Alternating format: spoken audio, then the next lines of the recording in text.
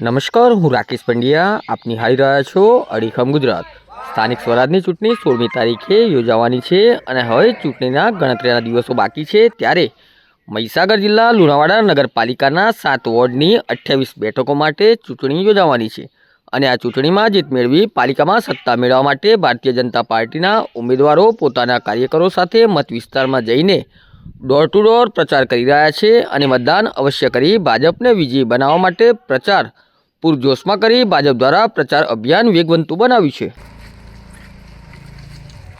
સ્થાનિક સ્વરાજ્યની ચૂંટણીમાં લુણાવાડા નગરપાલિકામાં ભાજપના 7 વોર્ડમાંથી 5 વોર્ડમાં અમારા ભાજપના 20 ઉમેદવારો ઉભા રહ્યા છે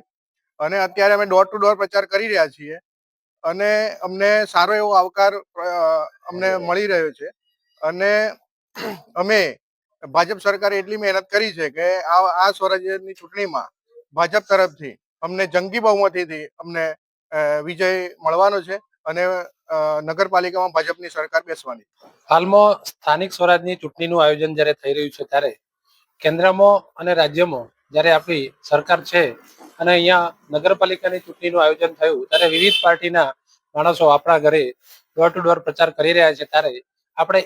આપણી ફરજ બને છે મત આપવાની અને આપણે જે મત આપી અને અપાવીને આપણે પાર્ટીને કોને આપવું છે એ આપણે સિક્રેટ મેટર છે એટલે ન કહી શકીએ, પરંતુ આપણી જે આ સરકાર અત્યારે જે રચાય અને સરકાર જે ચાલુ છે એ સારા કામો અને વિકાસના કામો કરી રહી છે આપણને દેખાય છે અને એવા જ કામો આપણા નગરપાલિકામાં થશે અને એવી આપણે એક